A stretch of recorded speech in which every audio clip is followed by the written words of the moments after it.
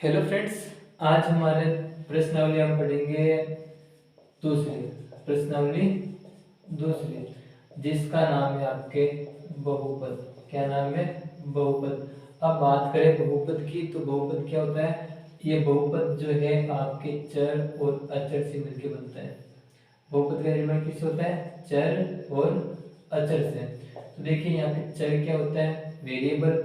चर आपका होता है ए टू जेड, यानी कि ए बी सी डी से रिलेटेड। और आपका अचर जो होगा वो आपका नंबर होगा, यानी कि संख्याएं होगी।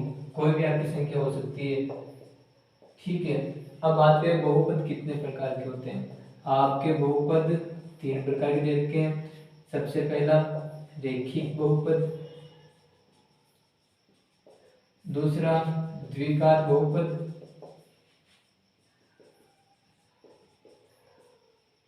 तीसरा आपके है त्रिघात बहुपद। त्रिघात बहुपद। अब देखिए रेखिक का मतलब, रेखिक का मतलब, अब देखिए रेखिक का मतलब होता है कि आपके वह बहुपद जिसकी घात एक हो। क्या हो? घात एक हो। और ये घात किसकी होगी? चर की होगी। किसकी होगी? चर की। यानी कि क्या होगा? चर की घात एक हो। और यहाँ पे द्विघात में क्या हो जाएगा? चर की घात दो होनी चाहिए। कितनी होनी चाहिए? दो होनी चाहिए। और ये आपकी दो घात के जो अधिकतम दो होगी, यानी कि दो से ज्यादा नहीं होगी। और त्रिघात बहुपद की बात करें तो इसमें चर की घात आपकी अधिकतम कितनी होनी चाहिए? तीन होनी चाहिए। अगर मेरे पास बहुपद के अंदर घात एक है तो मेरा रेखिक बहुपद कहलाता है, और घात दो होने पर द्विघात बहुपद कहलाता है, और घात तीन होने पर हमारा क्या कहलाता है? त्रिघात बहुपद। क्या कहते हैं? त्रिघात बहुपद। देखिए अगर बात करें कि घात कितनी होनी चाहिए, एक, तो मेरे का एग्जांपल मैंने ले लिया कि 3x+4। यहाँ पे आपके चर की घात कितनी है? एक है। कितनी? एक। यहाँ पे बात करें तो मान लो 4x² + 2x+3, इसका ये भी उदाहरण है। देखिए चर होने से कोई फर्क नहीं पड़ता है। मैंने बोला था चर की घात अधिकतम होनी चाहिए। तो आप बहुपद में देखिए मेरे पास चर x है, यहाँ पे क्या है? x है। और इसकी अधिकतम घात क्या है? 2 है। तो आपका ये क्या हो गया? द्विघात बहुपद। आप ये भी हो सकता है इसके 5x² + 4 नंबर, तो आप कोई भी ले सकते हो। ठीक है। अब देखिए त्रिघात का एग्जांपल लें तो 9x³ + 2x + 5, ये भी एक त्रिघात बहुपद एग्जांपल है। देखिए यहाँ पे x मेरा चर है, यहाँ पे भी x चर है, इसकी घात कितनी है? अधिकतम तीन है। इसका एग्जांपल एक ही भी हो सकता है, 7x³ + 4x² + 3x + 7 नंबर आप कोई भी ले सकते हो। बस मेरा समझाने का मतलब यही है कि घात अधिकतम तीन होनी चाहिए। घात अधिकतम तीन होनी चाहिए। इसका ये भी एग्जांपल है कि 5x³ + 2 भी लिख सकते हैं, और यहाँ पे x³ + x² भी लिख सकते हैं। तो यानी कि कहने का मतलब आपके जिस बहुपद के अंदर अधिकतम घात होगी वो उसी का एग्जांपल कहलाता है। अगर घात अधिकतम तीन है तो त्रिघात बहुपद, अगर घात दो है तो द्विघात बहुपद, और घात एक है तो आपका क्या होगा? रेखिक बहुपद। क्या होगा? रेखिक बहुपद। अब देखिए अब यहाँ पे आप सेकंड पढ़ोगे शून्यक। क्या पढ़ोगे? शून्यक। अब बात करें शून्यक की, तो शून्यक होते क्या है? शून्यक होते क्या है? तो शून्यक वे होते हैं जिनका मान बहुपद में रखने पर, भाई शून्यक क्या होते हैं? जिनका मान बहुपद में रखने पर क्या आ जाए? जीरो आ जाए। क्या आ जाए? जीरो। भाई नाम इसका क्या है? शून्यक। शून्यक यानी शून्य कि, यानी कि शून्य वो मान होते हैं जिनको रखने पर बहुपद का मान क्या आ जाए? जीरो आ जाए, शून्य आ जाए। जीरो आ जाए, शून्य आ जाए। अब देखिए अब बात कर लेते हैं बहुपद में शून्य। बहुपद में शून्य कैसे ज्ञात करेंगे वो बाद में देखेंगे।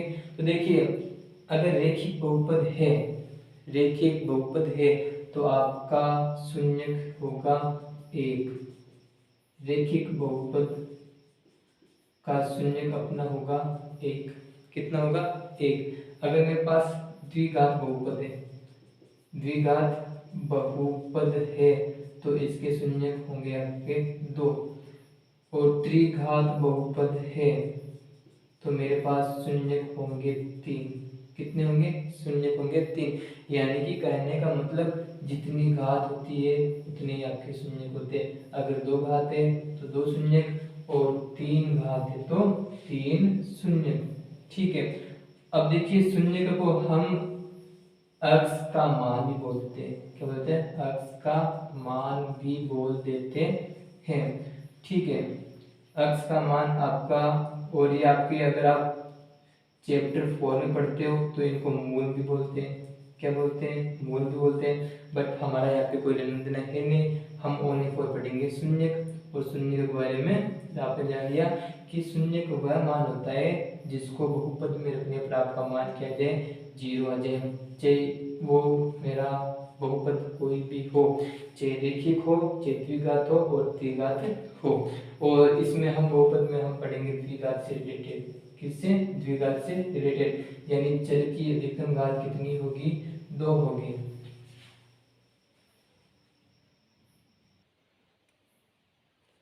अब देखिए आपने शून्यक के बारे में देख लिया कि शून्यक मेरा वो मान होता है जिसको बहुपद में रखने पर आपका बहुपद का मान क्या आ जाए? 0 आ जाए। क्या आ जाए? 0 आ जाए। अब देखिए शून्यकों के अंदर आप पढ़ोगे संबंध। क्या पढ़ोगे? संबंध। देखते हैं। अब देखिए मैंने आपको बताया था हम इसमें पढ़ेंगे द्विघात बहुपद। कौन सा? द्विघात बहुपद। द्विघात बहुपद है तो शून्य कितने होंगे? शून्यक मेरे होंगे 2 होंगे। कितने होंगे? 2 होंगे। तो आपको मानना है कि मेरा पहला जो शून्यक होगा वो आपका अल्फा। क्या मानना है? अल्फा। और जो दूसरा अक्ष का मान आता है वो आपका मानना है बीटा। क्या मानना है? बीटा। अब देखिए बात करूं मैं द्विघात बहुपद की, तो द्विघात बहुपद का आपका जो व्यापक रूप है, द्विघात बहुपद का व्यापक रूप आपका जो है वो होता है ax² प्लस bx प्लस होता है c। द्विघात बहुपद का व्यापक रूप क्या होता है? ax² plus bx plus c। ठीक है, तो देखिए यहाँ पे x² के गुणांक में क्या है? a है, तो मैं क्या लिखूं? x² का गुणांक आपका क्या है? a है। क्या है? a। और x का गुणांक, x का गुणांक आपका क्या है? b। और c आपका जो होगा अचर होगा, यानी कि कोई भी नंबर होगा। और यहाँ पे a और b भी आपकी संख्या ही होगी। एग्जांपल लो तो मान लो 3x² प्लस 2x प्लस 5, यानी x² का गुणांक की मैं बात करूं तो 3 है, जो आपका a का मान क्या हो गया? 3, क्योंकि x² के पास में क्या है? a, तो आपका a का मान क्या हो गया? 3। और x के पास में कौन है? b, यानी कि यहाँ पे x के पास में कौन है? 2, तो आपका b का मान क्या हो गया? 2। और जो अचर पद है वो आपका c, यानी कि कोई नंबर जो आपका a b c का मान आ गया। अब देखिए संबंध की बात करते हैं अपन। किसकी बात करते हैं? संबंध की। तो शून्यकों में संबंध इस प्रकार होता है कि अल्फा प्लस बीटा बराबर माइनस b बटा a, यानी कि मैं शून्यकों का योग करता हूँ, शून्यकों का योग करता हूँ तो आपका क्या आएगा? माइनस बी अपॉन ए, यानी कि ये वैल्यू और ये वैल्यू आपके दोनों क्या आएगी? इक्वल आएगी। अब देखिए आपको हिंदी में इसको लिखूं मैं तो हिंदी में इसको मैं क्या लिख सकता हूँ कि शून्यकों का योग, शून्यकों का योग। देखिए शून्यकों का योग अल्फा प्लस बीटा बराबर माइनस लगाना है, और आपका बी का क्या होता है? बी मेरा होता है अक्ष का गुणांक। क्या होता है? अक्ष का गुणांक। तो मैंने लिख दिया अक्ष का गुणांक अपॉन ए क्या होता है? ए मेरा होता है अक्ष स्क्वायर का गुणांक, तो अक्ष स्क्वायर का गुणांक। ठीक है, अब आपका दूसरा संबंध है, जो दूसरा संबंध आता है ये तो था मेरे योग से रिलेटेड, दूसरा संबंध आएगा गुणन से रिलेटेड। तो यानी कि अल्फा इंटू बीटा बराबर सी बटा ए। तो अल्फा इंटू बीटा, तो मैंने क्या लिख दिया? शून्यकों का गुणन। शून्यकों का गुणन, शून्यकों का गुणन आपका होता है सी। क्या होता है? अचर होता है। क्या होता है? अचर। और ए क्या होता है एक्स स्क्वायर का गुणांक। क्या होता है एक्स स्क्वायर का गुणांक। तो आपको बस ये याद रखना है कि शून्यकों का योग अल्फा प्लस बीटा बराबर माइनस बी बटा ए, और गुणन की बात करें तो alpha into beta equal to C upon A. यानी कि मैं शून्यकों को गुणा करता हूँ तो मेरे पास सी अपॉन ए की जो वैल्यू आएगी वो आपके दोनों की आएगी इक्वल आएगी, और शून्यकों का योग करने पर माइनस बी अपॉन ए आपका क्या आएगा आंसर आएगा। यानी कि इनमें शून्यकों में ये क्या आपस में संबंध होता है, ये योग से रिलेटेड है और ये गुणन से रिलेटेड है। अब देखिए हमें एक्सरसाइज 2.1 मैंने स्टार्ट की है यहाँ पे।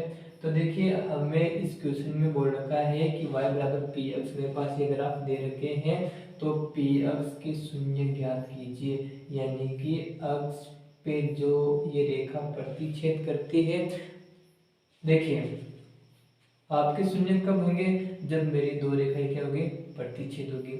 जहाँ बिंदु पे काटती है, जिस बिंदु पे काटती है वहां पे आपके क्या होंगे शून्य होंगे।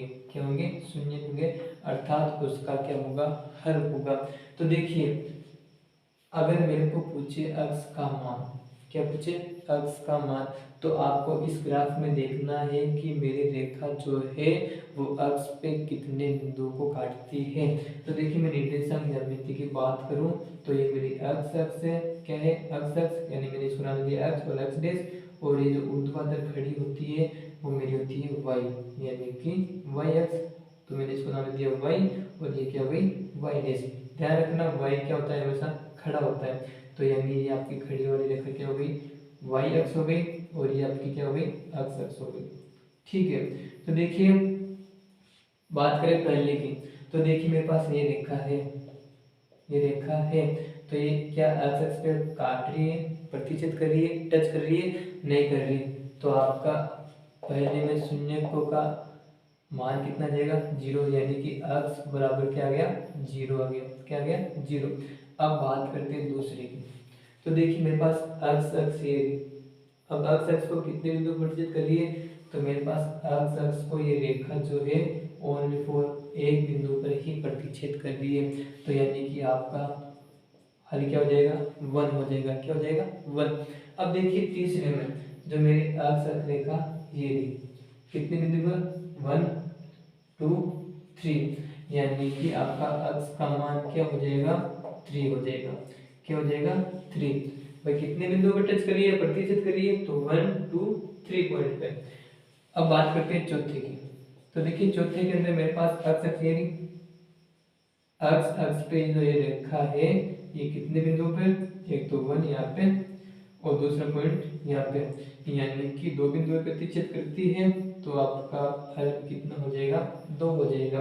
अब देखिए बात करते हैं पांचवे की, पांचवे में मेरे पास अक्ष अक्ष रेखा ये रही, अक्ष अक्ष रेखा ये रही, कितने बिंदु पर कर रही है, एक बिंदु, दो बिंदु, तीन बिंदु और ये चौथा बिंदु, यानी 4 पॉइंट पे प्रतिच्छेद करिए टच करिए, तो आपका अक्ष का हल भी कितना हो जाएगा 4 हो जाएगा। अब देखिए बात करते हैं छठे की, तो देखिए छठे के अंदर मेरे पास अक्ष अक्ष रेखा ये, ठीक है, अक्ष अक्ष में देखा बिंदु 1 बिंदु 2 और बिंदु 3, तीन बिंदु पे टच करिए तो आपका अक्ष का मान भी कितना आ जाएगा 3, और जो कि ये आपके क्या होंगे शून्यक होंगे, तो यानी आपके शून्यक 0 शून्यक 1 शून्यक 3 शून्यक 2 शून्यक 4 और शून्यक 3 हो गए। क्या हो गए 3, और ये आपका जो अक्ष है वो आपको मैंने मान लिया शून्यक, ये मेरे पास क्या होंगे शून्यक होंगे, यानी शून्यक की संख्या कितनी होगी 0 1 3 2 4 और 3 होगी।